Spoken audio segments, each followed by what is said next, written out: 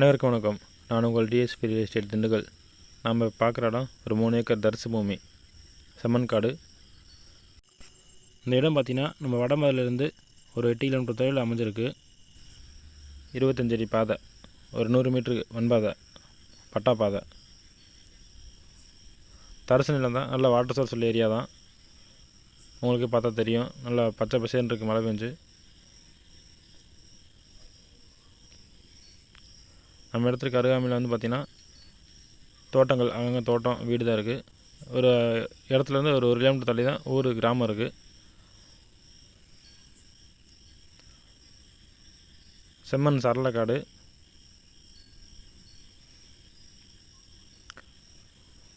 ஏக்கரின் விலை பார்த்திங்கன்னா